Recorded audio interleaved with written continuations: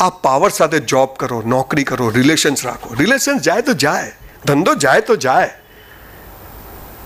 આ મારા એથિક્સ છે, આ મારો પાવર છે. પછી ડર, અને ડરથી ઉપર માણસ વધી નથી શકતો, અને એટલે એની પ્રગતિ મરી જાય ત્યાં સુધી થતી નથી. અને એવરેજ સામાન્ય માણસ સામાન્ય જ મરે. મારા ગામમાં 100 દરજીની દુકાનો હતી, એમાંથી 95 દરજીના છોકરા હજી દરજી કામ જ કરે. હું નથી કરતો.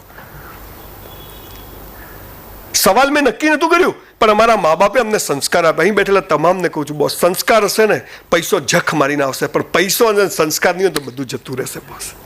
એટલે આની વેલ્યુ છે.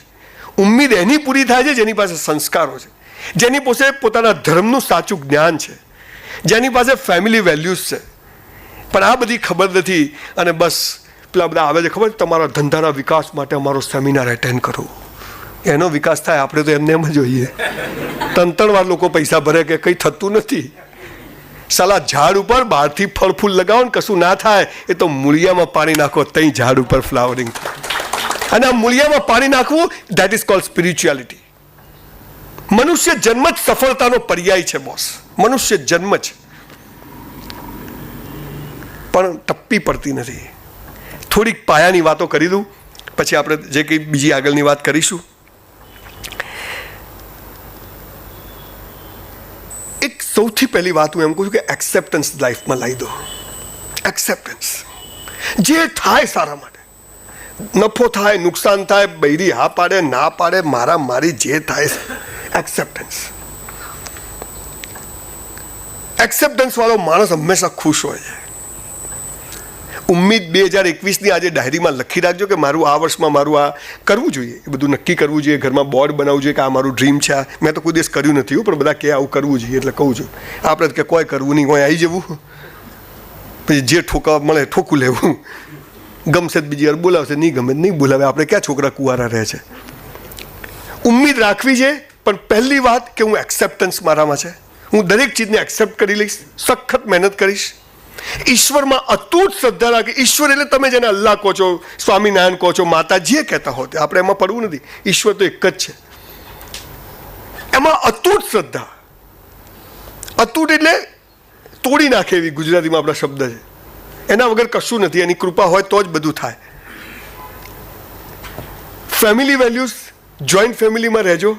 ગમે તે થાય સાહેબ, બહુ તકલીફવાળું કામ છે જોઈન્ટ ફેમિલીમાં રહેવું. પણ જે જોઈન્ટ ફેમિલીમાં રહે છે ને, એવા કોઈ માણસને મેં દુઃખી થતા જોયો નથી. એની ઉમ્મીદ પૂરી થતાં મેં ન થયું એવો મેં જોયો નથી સાહેબ. હા, એમાં તમારે એક જણે બે જણે દુઃખી પડવું પડે, તકલીફ પડવી પડે.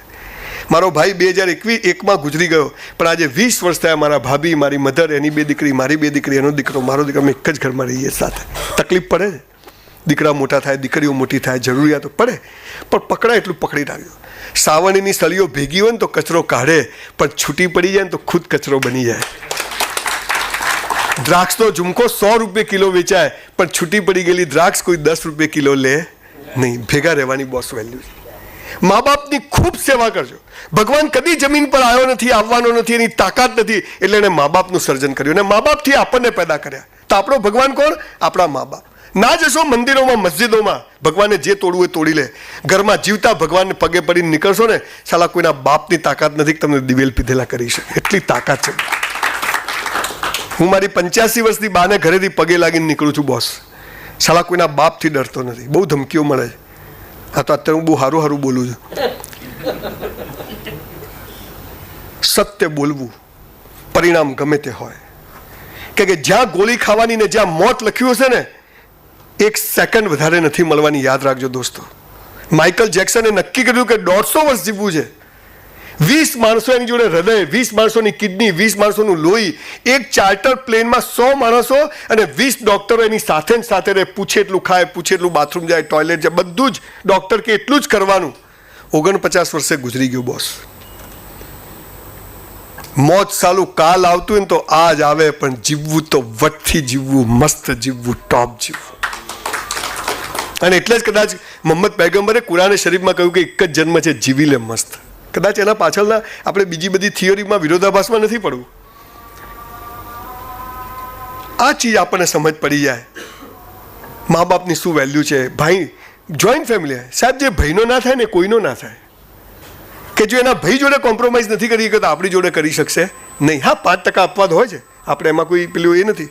પણ આ જ્યારે આપણને પાયાની વાતો સમજ પડી જશે, ઈશ્વરમાં શ્રદ્ધા, જોઈન્ટ ફેમિલીની વેલ્યુ, મા બાપની વેલ્યુ, હસબન્ડ વાઈફ, લોકો ઉમ્મીદો રાખે ઘરમાં, રોજ હસબન્ડ વાઈફ ઢીસા ઢીસ હોય, ઉમ્મીદ પૂરી જ ક્યાંથી થાય? અહીંથી તો આગળ નીકળતું, તારા કરતાં તો પેલી સારી મળી હોત તો, હા હું કેવો ફસાઈ ગયો, પેલી કે હું કેવો ફસાઈ ગયો, બે ફસાયેલા જ હોય પાછા બંને એકબીજાને ફસાયા હોય. પણ મને એ ખબર હોય કે મારા મા બાપ નક્કી છે, મારા ભાઈ બહેન નક્કી છે, મારો જીવનસાથી પણ નક્કી છે. મા બાપ ના બદલી શકાય, ભાઈ બહેન ના બદલી શકાય, તો જીવનસાથી પણ બદલી શકાય નહીં. આ સમજો ને ત્યારે બધી જ તમારી ઉમ્મીદો પૂરી થાય. પણ આ તો મોબાઈલ કે જીવનસાથી રોજ એમ જ થાય કે હાલું રાહ જોયું તો સારું મોડલ મળત. આ જે માણસમાં સતત આજે આવ્યું છે ને કે પૂછવું જ પડે, કંઈ બી હોય ને, ગાડી લાવે ને આખા ગામમાં લઈને ફરે, લાયા, પછી બાજુવાળો i20 લાવે ને એટલે એને એની મારુતિ 800 ગમે જ નહીં, બાજુવાળો લાવ્યો. આ જે આપણામાં આને ધેટ ઇઝ કોલ્ડ સ્પિરિચ્યુઆલિટી. હાક મારતો જા, મહેનત કરતો જા, સંસ્કારોથી જીવતો જા, અને એક દિવસ તને ખબર નહીં હોય ક્યારે તું ક્યાં પહોંચી જશે. હું જ્યારે લિટરલી પહેલી વાર જ્યારે મેં મર્સિડીઝ લીધી, હું મર્સિડીઝના શોરૂમમાં ગયો, મેં કીધું મેં મારા જીવનમાં એક વખત સપનામાં બી નહોતું વિચાર્યું કે આ ગાડી હું લઈશ. મસ્ત ઓફિસ બનાવી, મસ્ત ઘર, ક્યારેય વિચાર્યું નહોતું. પણ એક જ ચીજ કર્યું કે આજે મસ્ત જીવ્યો, કોઈ ફરિયાદ વગર જીવ્યો, મા બાપને દુઃખી નથી. કે અહીંયા યુથ બેઠું છે, બોસ એક વાત કહું છું, મા બાપને પગે ના લાગો ને તો કંઈ નહીં, પણ એવું કોઈ કામ ના કરશો કે તમારા મા બાપને કોઈને પગે પડવા જવું પડે, એવું કોઈ કામ ના કરશો ગમે તે. અને એક વાત, તમારા કારણે જો તમારા મા બાપની આંખમાં આંસુ આવી ગયા ને બોસ, સાલી નર્કમાં બી જગ્યા નહીં મળે, નર્કમાં બી. હું તમને 5000 પુસ્તકોનો સાર કે ગુરજીએફને વાંચો, ઓસ્પેન્સ્કીને વાંચો, ઓશોને સાંભળ્યા, દુનિયાભરના લોકોને સાંભળ્યા. મેં કીધું એક જ વાત છે, મસ્ત જીવો, મસ્ત જીવો. 5000 બજેટ છે, 5000, 10,000 છે, 10,000, 1 લાખ છે, 1 લાખ. ઘણા ભાઈ તો પૈસા હોય તો ભિખારીની જેમ જ જીવે, ઓછા થઈ જાય. તારા ભિખારી થઈ જ જશે ઓછા, હોય તો જીવવાનું ને. મારી પાસે પૈસા છે તો એપલનો ફોન વાપરું, એમ તમારા બાપાને ક્યાં પૈસા મારા છે. પણ કોઈના પૈસા લઈને 10 તોલાની ચેન ના પહેરાય, હે ને? એ પાછો આખો જુદો વિષય છે. ઉમ્મીદ 2021 માટે એક ટેગલાઈન આપું છું, અહીંયા લખી રાખજો, અને પૂરી ના થાય ને તમારે ત્યાં કચરા પોતું કરવાઈ જઈશ. 1 વર્ષ માટે કરજો, જે કરો એ બેસ્ટ કરજો.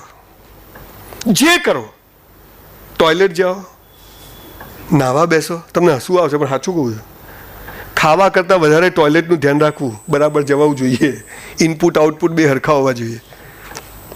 ગંદી વાત કરે છે. તમારા કિચન કરતાં તમારું બાથરૂમ ચોખ્ખું હોવું જોઈએ, આ યાદ રાખજો. બહારના કપડાં કરતાં અંદરના કપડાં ટોપ હોવા જોઈએ. પણ આપણે તો બધું જીવન બીજાને બતાવવા જીવીએ છીએ ને. પાપ અને પુણ્યની વ્યાખ્યા ખબર છે? હસબન્ડ વાઈફ બહાર જાય ને, ઘણી વાર તો મારી વાઈફને જોઈને મને એમ થાય કે મારું બૈરું છે કે બીજાનું છે. અને ઘરમાં તો કામવાળી કઈ ઘરવાળી કઈ ખબર જ ના પડે. તમારે એ જ જૂનો ગાઉન પહેર્યો હોય, હસબન્ડ બી એ જ પેલા ઉદા કલરનો પટ્ટાવાળો લહેંગો 5 વર્ષથી પહેરેલો હોય, બદલે જ નહીં. ખબર કે હમણાં પેલી કાળી જર્સી અહીં કાણું હશે. હસબન્ડ વાઈફમાં ઝઘડા કેમ થાય ખબર છે? ઘરમાં એવા ગંધાતા રહે ને, બહાર જાય એટલે હિરોઈન. મારા લગ્ન ત્યાં મારી વાઈફને કીધું પલ્લવી ઘરમાં જ નવા કપડાં પહેર. મને કે કેમ? મેં કીધું તું મને ગમવી જોઈએ કે ગામને ગમવી જોઈએ? 30 વર્ષ થયા, હજી એની એજ રાખી છે આપણે. નવા કપડાં જ ઘરમાં પહેરવાના રોજ સવારે. સિરિયલો જોઈને એટલું તો શીખો કે ઘરમાં ટોપ જીવવાનું. કેમ ગુજરાતી સાહેબ?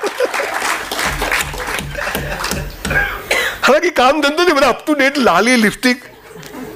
અમેરિકામાં તમે 80 વર્ષના ડોસીને જુઓ ને, બાને તો આમ તમને કિસ કરવાનું મન થાય. આમ લિપસ્ટિક ને બુટ્ટી ને આમ બધું લટક્યું, હેલો હાય. અને આપણે તો અહીંયા 28-30 વર્ષના કોઈ બહેનને મળો ને, અમારે તો હવે જિંદગી પતી ગઈ.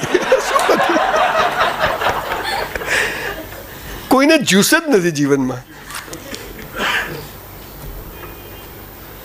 સંજયભાઈ ઘરે આવે તો નવા કપડાં કાઢીએ, આપણે હાલા તૂટેલીમાં પીતા હોઈએ. સંજયભાઈ ઘરે આવે તો નવી ચાદર, આપણે હાલા ફાટેલીમાં પગ ફસાઈ જાય. બધું જીવન બીજાને બતાવવા જીવવાનું. પાપ અને પુણ્યની દરેક ધર્મની એક જ વ્યાખ્યા છે સાહેબ. જે બીજાને બતાવવા કરો ને એ બધું પાપ, અને પોતાને બતાવવા કરો ને એ પુણ્ય. આટલી જ વ્યાખ્યા છે. આ કોટી તમને બતાવવાની પહેરી, અહીંયા ખાલી ટાઢવાય છે, ઠંડી લાગે છે એટલે પહેરી છે.